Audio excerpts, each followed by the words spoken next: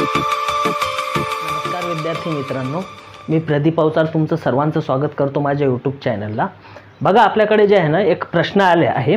आपण हे जे प्रश्न घेत आहे ना मित्रांनो, तर आता जे तलाठीची जे येणारी एक्झाम आहे त्याच्यानंतर MPSC कंबाईन ग्रुप बी आणि सीच्या जे एक्झाम होतात त्याच्यानंतर सरळ सेवा जे एक्झाम होतात ना, तर त्याच्यामध्ये जे इंग्रजी विषयावरती प्रश्न विचारले जातात ना, त्या संदर्भात हे जे प्रश्न आहेत ते फार मोठे असे महत्त्वाचे आहेत। ठीक आहे, तर बघा प्रश्न काय होता की parents know the pains of parenting, हा प्रश्न विचारण्यात आला होता PSI 2011 मध्ये। ठीक आहे, आता या प्रश्नामध्ये काय विचारलं यांनी माहिती आहे का की identify the types of underline noun. बघा, या जो प्रश्न आहे ना वरचा जो आहे पॅरेंटच्या खाली अंडरलाइन केलेली आहे आणि त्याच्यानंतर पेनच्या खाली जे आहे ना अंडरलाइन केलेलं आहे। ठीक आहे, आता यांनी काय म्हटलं की जे अंडरलाइन केलेले शब्द आहेत ना पेरेंट्स आणि पेन्स, तर याच्यामध्ये जे आहे ना तुम्हाला टाइप्स म्हणजे त्या नामाचा प्रकार काय हा ओळखायचा आहे। म्हणजे तुमच्यासाठी सोपी काय केलं त्यांनी अंडरलाइन केलेलं आहे त्या नाउनच्या खाली। ठीक आहे, आणि ऑप्शन काय दिलेले आहे त्यांनी माहिती आहे का? पहिलं ऑप्शन आहे कॉमन नाउन, नंतर कलेक्टिव्ह नाउन। म्हणजे पहिलं ऑप्शन जर का कॉमन नाउन असेल तर हे आन्सर यायला पाहिजे, दुसरं जर कलेक्टिव्ह असेल तर हे ऑप्शन पहिलं ऑप्शन येणार। ठीक आहे, दुसरं काय होतं कलेक्टिव्ह नाउन आणि प्रॉपर नाउन, तिसरं काय होतं कॉमन नाउन आणि ॲब्स्ट्रॅक्ट नाउन, नंतर चौथं काय होतं कलेक्टिव्ह नाउन आणि ॲब्स्ट्रॅक्ट नाउन। ठीक आहे, सर्वात पहिले जे आहे ना जो कुठला तुमच्या समोर प्रश्न येते त्याचं जे आहे ना त्याचं टाईप त्याला समजून घ्या। ठीक आहे, ते जोपर्यंत तुम्ही समजून नाही घेत ना तोपर्यंत तुम्हाला त्याचं जे आहे ना उत्तर काढता नाही येणार। आता काय आपल्याला हे दोन नाउन आहे, एका पेरेंट्स आहे आणि एक पेन्स आहे, तर याचा टाइप्स ओळखायचा आहे। सर्वात पहिले आपण ऑप्शनमध्ये जे कॉमन नाउन आहे कलेक्टिव्ह नाउन आहे हे काय ते समजून घेणार आहे। बघा, कॉमन नाउन म्हणजे काय असते, याला मराठीत म्हटलं जाते सामान्य नाम। सामान्य नाम म्हणजे काय असते की आता समजा मी म्हणत असेल गर्ल किंवा बॉय, हे जेव्हा मी नाव घेतो ना तर तुमच्या समोर जर का मी म्हणत असेल की शी इज अ गर्ल, ती मुलगी आहे, तुम्हाला त्या मुलीचं नाव सांगितलं का मी नाही सांगितलं, त्यामुळे तुम्ही जे आहे ना इमॅजिन नाही करू शकाल किंवा बघू नाही शकाल एक्झॅक्ट ती मुलगी कुठली आहे। ठीक आहे, या मुली या नामाच्या अंडरमध्ये काय येते, रेखा बी येते, सविता बी येते, त्याच्यानंतर जे आहे प्राजक्ता बी असेल, त्याच्यानंतर काय होते सीता असेल, गीता असेल, सगळेच येतील। ठीक आहे, बट एक्झॅक्ट नाउन माहित नाही, मग जिथं आपल्याला एक स्पेसिफिक माहिती नसते त्याला आपण काय म्हणतो कॉमन नाउन। आता हा जो बॉय आहे ना तर बॉयमध्ये माहित आहे का तुम्हाला, तो राम आहे, श्याम आहे, घनश्याम आहे, त्याच्यानंतर जितेंद्र आहे, अक्षय कुमार आहे, शाहरुख खान आहे, माहित आहे का आपल्याला नाही माहित। मग जर का आपल्याला हे नाव माहित नसेल तर याला जे आहे ना आपण काय म्हणतो सामान्य नाम, म्हणजे एखाद्या विशिष्ट समूहाला किंवा त्या ग्रुपला ज्या नावाने ओळखले जाते त्याला सामान्य नाम म्हणतात। ठीक आहे, आणि कलेक्टिव्ह नाउन म्हणजे काय असते, कलेक्टिव्ह नाउन म्हणजे बघा आता याला समूहवाचक नाम म्हणतात मराठीत। समूहवाचक नाम, समूहवाचक नाम एखाद्या विशिष्ट अशा समूहाला दिलेलं नाव म्हणजे काय कलेक्टिव्ह नाउन।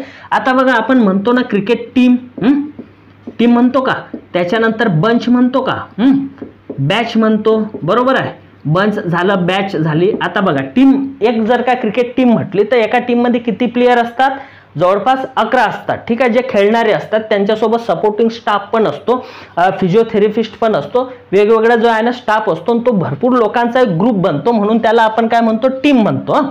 आता हे बंच आहे, बंच म्हणजे पुंजका।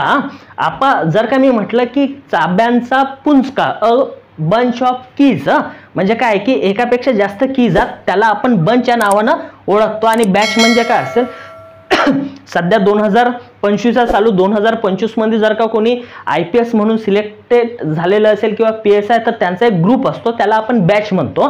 किंवा सध्या जे 12वी शिकणारे असतील आपण त्यांना 12वीची बॅच म्हणतो, 10वी शिकणारे असतील 10वीची बॅच म्हणतो, किंवा तुम्ही सध्या जे कंबाईनची तयारी करत असाल कुठेही घरी किंवा तुमच्या सोबतचे जे मुलं असतील ना त्यांना एक बॅच म्हटलं जाते, की जे 2025 मध्ये जे आहे ना कंबाईनची तयारी करतात किंवा MPSC ची तयारी करतात, नाहीतर मग राज्यसेवा किंवा UPSC ते बॅच। म्हणजे कलेक्टिव्हली आपण ज्या समूहाला ओळखतो ना त्याला कलेक्टिव्ह नाउन म्हणजे काय की समूहवाचक नाम म्हणतात। ठीक आहे, त्याच्यानंतर काय होतं कलेक्टिव्ह समजलं आपल्याला। प्रॉपर नाउन म्हणजे काय असते, विशेषण नाम। आता बघा पुढच्या याच्यात मी काय म्हटलं होतं, पहिल्या याच्यात कॉमन नाउन म्हणजे काय गर्ल किंवा बॉय याला आपण सामान्य नाम म्हणतो, पण त्याच ऐवजी जर का मी असं म्हटलं सीता, सीता म्हटलं, गीता म्हटलं, राम म्हटलं, श्याम म्हटलं, शाहरुख म्हटलं, अक्षय म्हटलं, अजय म्हटलं, किंवा संभाजीनगर म्हटलं, पुणे म्हटलं, नाशिक म्हटलं, मुंबई म्हटलं, हे ज्या नावाने मी ओळखतो ना त्याला काय म्हणतात विशेष नाम। एखाद्या व्यक्तीला, वस्तूला, ठिकाणाला आपण ज्या नावाने ओळखतो ना विद्यार्थी मित्रांनो त्याला प्रॉपर नाउन म्हणजे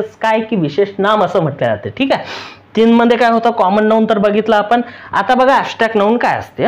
ॲब्स्ट्रॅक्ट नाऊन म्हणजे काय असते भाववाचक नाम. आता भाववाचक नाम म्हणजे काय असते, जर का मी म्हणत असेल तो राम आहे, ती सीता आहे, ती गीता आहे, तो श्याम आहे. म्हणजे तुम्ही त्या माणसाला विशिष्ट अशा नावानं ओळखता, बरोबर आहे. कुठं जर का तुम्ही फिरायला गेलेत, तुम्ही म्हणू शकता मी मुंबईला फिरायला गेलो, मी दिल्लीला गेलतो, आग्र्याला गेलतो, बरोबर आहे. हे ठिकाणाला म्हणू शकता, ठीक आहे. आता जर का मी असं म्हणत असेल की माझं तुझ्यावर खूप प्रेम आहे, एखादा व्यक्ती कोणाला म्हणत असेल, तर मग इथं काय झालं की हे जे लव आहे ना, ही एक भावना आहे.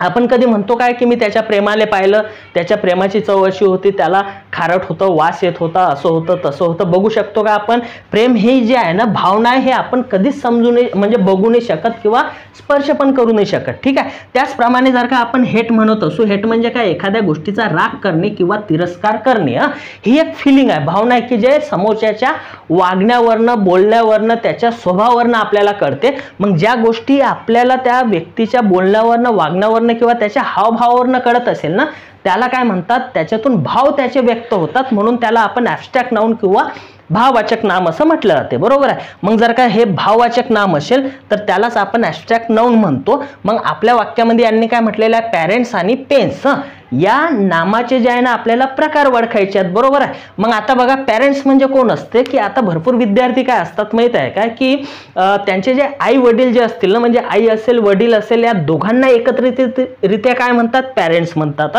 पॅरेंट्स म्हणजे काय की पालक, जे त्या मुलांचं पालकत्व म्हणजे पालन पोषण करतात, त्यांना खाऊ पिऊ घालतात, त्यांना शैक्षणिक सगळं त्यांच्या गरजा पूर्ण करतात, त्यांना पालक म्हणतात. मग याच्यामध्ये काय होते की भरपूर विद्यार्थी काय असतात की एखाद्या खेड्यात राहतात, मग मामा किंवा काका जर का शहराच्या जागी राहत असेल, तर मग कुठल्या तरी जे आहे ना एक्झामसाठी किंवा त्यांचा नंबर तिथं लागला इंजिनिअरिंगला, MBBSला किंवा कुठंतरी, तर ते तिथं त्यांच्याकडे शिकायला जातात, बरोबर आहे. मग तिथं शिकायला जात असतील, मामा असेल काका असेल, त्यांना सर्व सुखसुविधा देत असतील, त्यांच्या गरजा पूर्ण करत असतील, तर मग ते मामा मामी काका काकू मावसा मावशी हे जे सगळे लोक झाले ना, यांना काय म्हणायचं आपण माहित आहे का, त्यांचे पालक म्हणजे काय, पॅरेंट्स म्हणायचे, ठीक आहे. मग पालकामध्ये हे नाही म्हणता येईल की तो त्याचा वडील होता, बाप होता, काका, असं नाही. कलेक्टिव्हली काकू पण येते, काका पण येते, मावसा पण येते, मावशी पण येते, मामा पण येतो, मामी पण येते, जे XYZ ज्यांच्याकडे पालकत्व असेल ना ते लोक येतात, ठीक आहे. म्हणजे एकत्रितरित्या त्यांना काय म्हटलं जाते माहित आहे का, पॅरेंट्स म्हटले जाते. बघा हे पॅरेंट्स आहे, याला येच लागलेलं आहे, ठीक आहे. मग जर का हे पॅरेंट्स असेल तर इथं काय म्हटलेलं आहे माहित आहे का, याला एकत्रितरित्या आपण ज्या नावाने ओळखतो ना, त्याला आपण काय म्हणतो माहित आहे का, कलेक्टिव्ह नाऊन. कलेक्टिव्ह नाऊन म्हणजे काय असते, समूहवाचक नाम, बरोबर आहे. मग आता आपण काय करायचं, कुठल्या ऑप्शन मध्ये पहिलं जे आहे ना पॅरेंट्स आहे, कलेक्टिव्ह नाऊन आहे, ऑप्शन आहे काय, म्हणजे पहिलं ऑप्शन काय होतं, कॉमन नाऊन, हे कट झालं.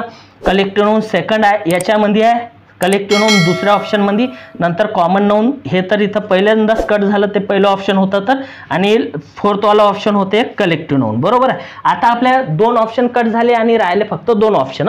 मग आता सेकंड नाऊन जे होतं ना, पेन्स, पेन्स म्हणजे काय असते, दुःख. आता हे जर का आपल्याला सापडलंय, हे कसं काय, आता बघा दुःख काय असते, एखाद्या व्यक्तीनं तुम्हाला एखादी शिवी दिली किंवा टोचून बोललं किंवा तुमचा अपमान केला, बरोबर आहे. मग अपमान केल्यानंतर तुम्हाला जे मनातून दुःख होईल, तो व्यक्ती जाणू शकेल का, तुमच्या चेहऱ्याच्या हावभावावरनं, तुमच्या वागण्यावरनं कळेल. कारण तुम्हाला एखाद्या व्यक्तीबद्दल म्हणजे त्या व्यक्तीने दुःख दिलं तर तुम्ही त्याच्यासोबत व्यवस्थित बोलसाल नाही, वागसाल नाही, काही नाही, मग त्याला समजेल की तुम्हाला दुःख झालं, बरोबर आहे. तुम्ही असं करता काय की नाही मला दुःख झालं, बघ बरं माझ्या दुःखाला हात लाव बरं, स्पर्श लाव बरं, त्याचा वास येतो, दुःख झालं म्हणजे लय मोठा घुरट वास येतो, असं काही होऊ शकते काय, तसं काहीच नसते. म्हणजे पेन्स जे आहे ना, हे तुमच्या भावनेतून व्यक्त करता येते आपल्याला, ठीक आहे. याला कोणी वास नाही घेऊ शकत, याची चव नाही, याला स्पर्श नाही करू शकत किंवा हे दिसत नाही, तुमच्या वागण्यावरनं चेहऱ्यावरनं ते भाव व्यक्त होत असतात. म्हणून या पेन्स जे आहे ना, हे तुमचं ॲब्स्ट्रॅक्ट नाऊन मध्ये येणार. ॲब्स्ट्रॅक्ट नाऊन, ॲब्स्ट्रॅक्ट नाऊन यालाच मराठीत म्हणतात भाववाचक नाम, म्हणजे भाववाचक नाम. आता बघा पहिलं ऑप्शन काय झालं आपलं, पॅरेंट्स हे कलेक्टिव्ह नाऊन आहे, दुसरं पेन जे आहे हे ॲब्स्ट्रॅक्ट नाऊन आहे. ऑप्शन मध्ये आहे का, आता हे आपले दोन ऑप्शन होते, हे बघा 2 नंबरच्या ऑप्शन मध्ये काय होतं, कलेक्टिव्ह नाऊन पहिलं आहे आणि नंतर प्रॉपर नाऊन. त्यामुळे प्रॉपर नाऊन काय असते मी आधीच सांगितलं तुम्हाला, हे सेकंड ऑप्शन नाही येणार. 4 नंबर मध्ये काय होतं बघा, पहिलं येते तुमचं कलेक्टिव्ह नाऊन, जे की आपण म्हटलं पॅरेंट्स हे कलेक्टिव्ह नाऊन आहे, आणि चौथं काय होतं म्हणजे दुसरं ऑप्शन काय होतं, जे पेन्स होतं त्या तुमचं ॲब्स्ट्रॅक्ट नाऊन. म्हणजे आपलं जे आन्सर येणार आहे ना, हे 4 नंबरचं ऑप्शन येईल, जे की कलेक्टिव्ह नाऊन किंवा ॲब्स्ट्रॅक्ट नोन येणार आहे बघा. तर हे आपलं असणार आहे ऑप्शन. बघा विद्यार्थी मित्रांनो, तुम्ही जे आहे ना MPSC ची तयारी करता, राज्यसेवेची तयारी करता, किंवा जे आहे ना तुम्ही बँकिंगची तयारी करत असाल, किंवा आता जे येणारी एक्झाम आहे तलाठी, तर ते पण तयारी करत असाल ना, तर इंग्रजीचे तुम्हाला जे प्रश्न राहतात, काही गरज नाही आहे, तुम्हाला वाचता येते. आपण याच्यामध्ये अजिबात कुठला मराठीत अर्थ नाही लावला, आपण सरळ 2 नाउन बघितले, त्याचे टाइप्स बघितले, फक्त प्रॉपर मेथडनं आणि जर का ट्रिक्स तुम्ही फॉलो केला ना, तर निश्चितच तुम्हाला जे आन्सर जे आहे ना 100% येते. ठीक आहे. जर तुम्हाला हा माझा व्हिडिओ आवडत असेल, नवीन विद्यार्थी असतील, तर नक्कीच व्हिडिओला लाईक करा, सबस्क्राईब करा आणि तुमच्या मित्रांना पण सुचवा, म्हणजे शेअर करून जे आहे तुम्ही सांगू शकता.